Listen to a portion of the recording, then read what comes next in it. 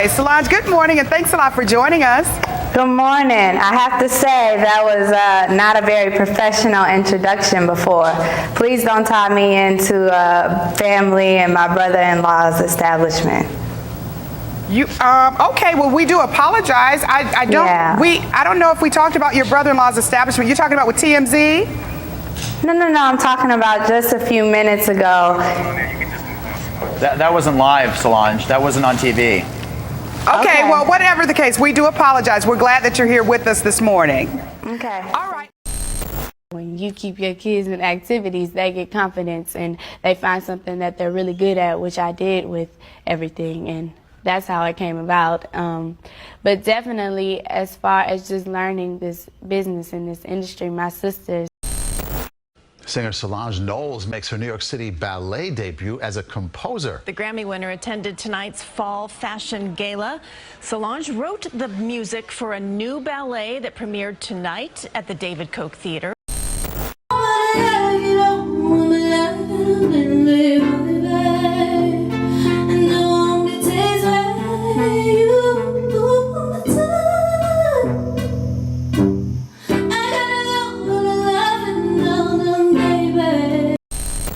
And Marvin Gaye and the artists of our times that have really pushed political messages through their music and their artistry.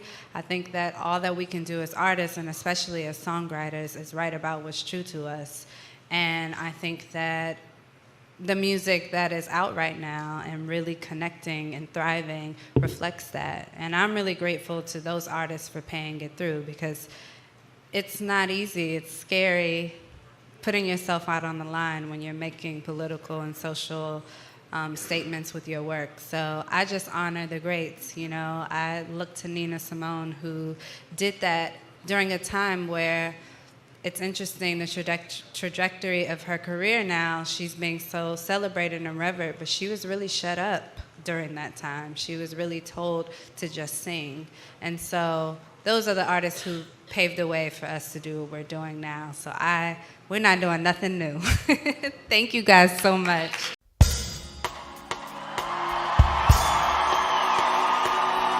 Australia. It's such an honor to be here with you guys tonight.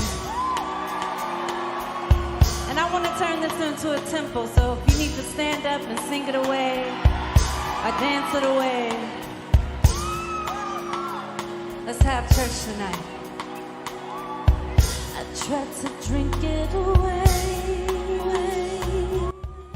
C'est vraiment pas évident. C'est pas évident de grandir avec une sœur superstar. C'est pas évident du tout. Quand tu as une sœur qui s'appelle Beyoncé Knowles, t'as toujours, quand tu te lances et que tu te lances dans la musique, tu as toujours un risque, de la comparaison, du fait qu'on te regardera jamais pour l'artiste que t'es par rapport à ta sœur. Donc c'est parfois un challenge très compliqué pour pouvoir se faire, on va dire, un prénom quand tu es la sœur de Beyoncé. Moi je trouve que c'est pas facile, hein. C'est pas facile. Et pour moi, Solange, comme je l'ai dit un peu, si vous avez vu ma vidéo même sur Joy, j'ai commencé à introduire ça parce que je savais que j'allais faire un sujet sur elle. Elle est pour moi la véritable artiste de la famille.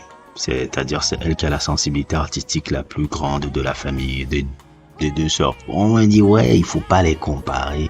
C'est pas que je compare, j'essaie de vous montrer un peu la distinction entre les deux, parce que chaque fois que vous êtes là, la grande majorité des gens ne s'intéressent pas à Solange. Donc il faut bien qu'il y ait quelqu'un qui je sais pas, un peu, qui montre un peu notre discours, que le discours ambiant Beyoncé un peu. Donc moi je viens un peu avec cette vision là de dire Solange est l'artiste de la famille. Quand je dis artiste, je ne veux pas dire seulement pas chanter et danser, je veux dire dans la vision de sa musique. Parce que Beyoncé, on peut aimer tout ce qu'on veut sur elle, vous pouvez aimer la façon dont elle chante, vous pouvez aimer c'est pour moi la plus grande performeuse de l'histoire de la musique. S'il n'y avait pas Michael Jackson, je la mettrais numéro 1 en termes de performance et d'entertainment. Genre chanter, danser, pas forcément en termes d'album. Mais Solange, elle a une discographie, mise à part le premier album qui était sorti en 2003, Solo Star, où son père essayait de faire un peu une sorte de mini Beyoncé, ça n'avait pas marché.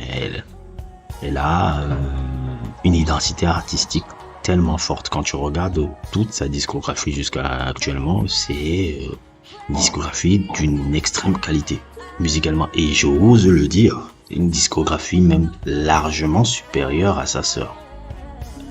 Largement supérieure en termes de qualité musicale. Ça, je le dis tout de suite, Solange, c'est l'artiste des artistes. Ce n'est pas...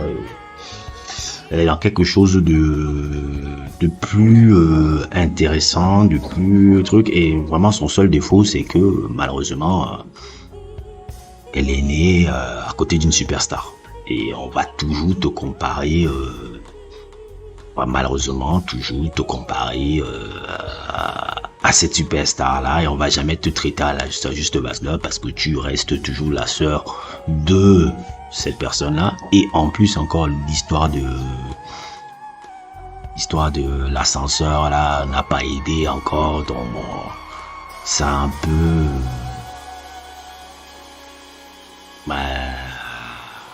c'est un peu dommage par rapport à elle.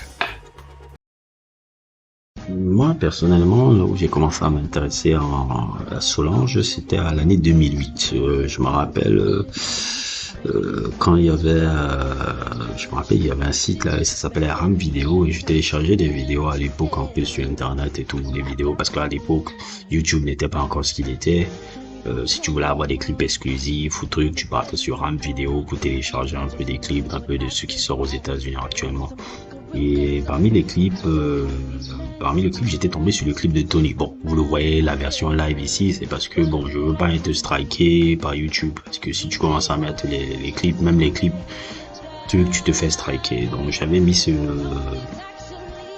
découvert la vidéo en question, et j'étais étonné par rapport à l'identité musicale que je voyais de Solange avec la chanson justement Tony que vous voyez là. Et il y avait vraiment l'influence je voyais l'influence des personnes un peu comme Diana Ross ou de Supreme. Donc je voyais un peu cette influence-là et je me disais, bon, toi, ta musique que tu fais, c'est ça que tu fais. Donc ça m'a intrigué et ça m'a donné envie justement de découvrir l'album Solange and Dreams, qui était son, bon, on va dire, pour moi, je considère ça comme son premier album parce que c'est là où elle a véritablement son identité artistique. Mais c'était vraiment un hommage, quand tu voyais déjà l'album, c'était vraiment un hommage complet, non pas seulement visuellement, mais même en termes de sonorité, c'était vraiment dans le même mindset que les Suprêmes, que ce genre de groupe-là. Et à partir de là, c'est là où je me suis intéressé, et l'album m'avait agréablement surpris. Je pense que parmi les producteurs, il y avait plein de gars que je connais. Il y avait Mark Ronson, il y avait les gars de T-Very Corporation. Je pense aussi Alice-Side, je pense que c'était Pharrell Williams qui l'avait fait. Ouais, c'était Pharrell Williams qui l'avait fait, une version très funk, électropop et tout. Et là, c'est là où je me suis dit, wow, elle a un univers particulier. Et j'ai commencé à suivre, j'ai dit, ce serait très intéressant de suivre un peu Solange de peu près. Même d'ailleurs, elle avait travaillé avec Lamont Dozier. Je sais que c'est un nom qui n'évoque pas beaucoup de choses aux gens, mais Lamont Dozier, il avait un trio à la Motown qui s'appelait Holland Dozier Holland. C'était les gens qui produisaient généralement les sons de la Motown. Donc cet album-là était très influencé par les sons de la Motown de l'époque. C'est d'où la référence même aux Suprêmes et tout, parce que la première fois que je l'ai suivi, j'ai dit putain, j'ai l'impression d'écouter les Suprêmes de Diana Ross, et voilà, cet album m'avait agréablement surpris. Il n'a pas eu un relatif succès, il a eu un succès d'estime, mais il a permis surtout d'avoir une vision de Solange et de pouvoir marquer vraiment son identité artistique par rapport au public et pouvoir lui créer vraiment une forme d'identité artistique que le public ne voyait pas encore en elle et qu'elle n'avait pas encore développé à partir du premier album parce que comme je l'ai dit, son père, il avait essayé de faire une Beyoncé 2 et c'était un peu ridicule et franchement, Solange and the Unseen Dreams est magnifique jusqu'à aujourd'hui et je trouve que c'est un super album, quoi. Je suis convaincu d'une chose, c'est que la musique afrobeat là, si elle est maintenant aussi populaire aux États-Unis, je pense fondamentalement que c'est grâce à Solange. Parce que c'est Solange justement que je pense parce que je me rappelle à l'année 2012, elle avait fait un voyage un peu en Afrique. Elle était même venue ici à Dakar. Elle était venue partie aussi au Nigeria justement. C'était une sorte d'inspiration qu'elle cherchait pour son EP là, True. Et elle essayait de faire vraiment un album qui était un mix un peu entre la new wave pop et remettre vraiment la musique afrobeat, dans écouter un peu les Fela Kuti, Tony Allen, toutes ces musiques un peu là. Et je pense que c'est elle qui a permis à ce que les gens aux États-Unis permettent à s'intéresser à cette culture-là. Parce que je me rappelle à l'époque, c'était pas quelque chose qui était très populaire aux États-Unis, l'afrobeat, tous ces trucs-là, l'African chic, un peu comme on voit dans le clip de la chanson qui passe là, Losing You, dont je n'ai pas envie de mettre le clip parce qu'on va me striker. Je vais mettre la photo seulement là en post-prod. Que vous voyez, toute cette imagerie là qui est populaire maintenant aux États-Unis là, je pense que c'est Solange qui l'a mis avant, qui l'a remis au goût du jour un peu. Ce qu'elle le faisait, c'était pas, c'était aux États-Unis, c'était pas le truc. Je dirais même dans le monde, c'était pas trop le truc. L'African chic, là, la high life que tu peux voir un peu dans le clip là, même pas seulement ça, il trouve.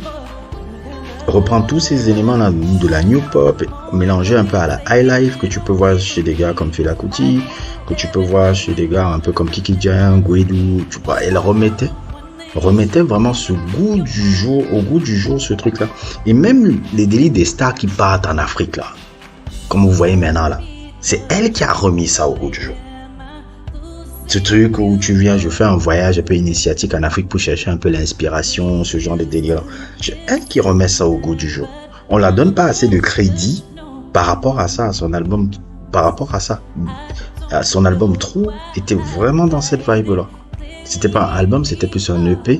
Il était travaillé avec un gars que je considère énormément comme Dave Hines qui a produit littéralement cet album-là, qui est un peu plus connu sous le nom de Blood Orange, qui a des albums incroyables. Bon, je sais pas si je ferai un sujet sur lui, parce qu'on parle vraiment d'artiste obscur, mais qui est beaucoup reconnu en termes pour les productions qu'il a fait pour les autres. Mais le EP True là m'a confirmé justement tout ce que je voyais en Solange. Tout ce que je voyais en Solange, une artiste éclectique. Qu'elle est vraiment éclectique, elle a une vision forte.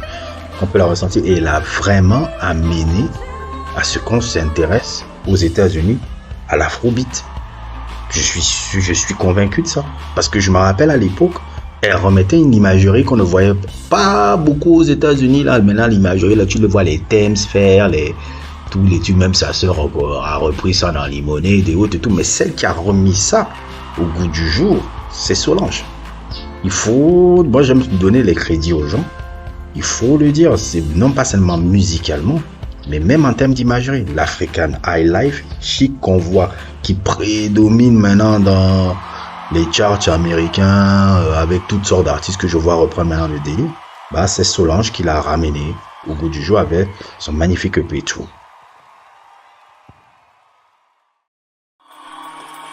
L'album de la consécration. Et si t'étais bon, je pense que c'est l'un des plus grands albums des années 2010. Tout genre confondu. Hein. Ça, en termes de qualité, ce qu'elle a sorti là, franchement, je le reçus encore, il vieillit très très bien. L'album vieillit très bien. Je savais qu'elle pouvait t'apporter des choses de qualité, mais un album comme ça, là, pour moi, c'est c'est l'un des meilleurs albums des années 2010, hein, tout genre, vraiment tout genre confondu, hein. C'est pas Limonade, hein, c'est ça. Je suis désolé. C'est ça, même je vois même qu'il est classé même, bon, je sais que mais il est classé aussi dans le classement de Rolling Stones là, des 500 albums de tous les temps. Il est 312e et mérité, hein, complètement. On a affaire à une œuvre d'art. Non pas seulement par rapport, comment on appelle ça, non pas seulement par rapport à la qualité musicale, au thème, tout ce qui a à faire à la culture noire américaine. Il y a ce son là que j'aime beaucoup, Fubu, For Us by Us, qui est un peu la référence un peu à la marque Fubu, qui était une marque très populaire dans les années 90. Donc toutes les thématiques vraiment des problématiques noires américaines, elle le fait, mais de manière magistrale. C'est vraiment un album qui est vraiment à l'avant-garde, même de manière musicale. Dans l'imagerie, tu peux voir beaucoup l'influence aussi qu'elle peut puiser sur des artistes un peu comme Kate Bush, parce que c'est là où j'ai compris que Kate Bush a été énormément importante.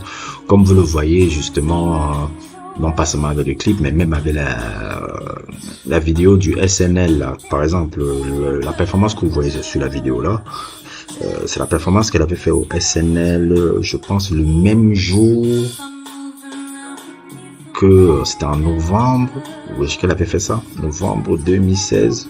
Elle avait fait ça, je pense, 28 ans, 29, 20 jours pour jour après la première performance de Saturday Night Live de Kate Bush, qui était sa première performance ou bien son unique performance aux États-Unis, télévisée. Elle avait fait ça exprès. Ce petit Thomas, c'est pour ça qu'elle a porté même un peu une sorte d'habit blanc pour rendre hommage. Donc j'avais compris que Kate Bush est énormément importante pour elle. Non pas seulement quand elle avait fait sa cover de Cloud Busting, mais juste aussi pour cette petite référence. Là, tu sais, moi je suis quelqu'un qui est très pointueux sur ces petits détails un peu que tu fais quand tu fais tes petits clins d'œil. Et Acid Table, vraiment, c'est, je sais pas comment décrire, il faut juste le suivre, il faut que ça soit dans l'imagerie. Même le clip Crane in the Sky, le clip est magnifique. Il faut juste le suivre. C'est l'album des années 2010, un des albums des années 2010.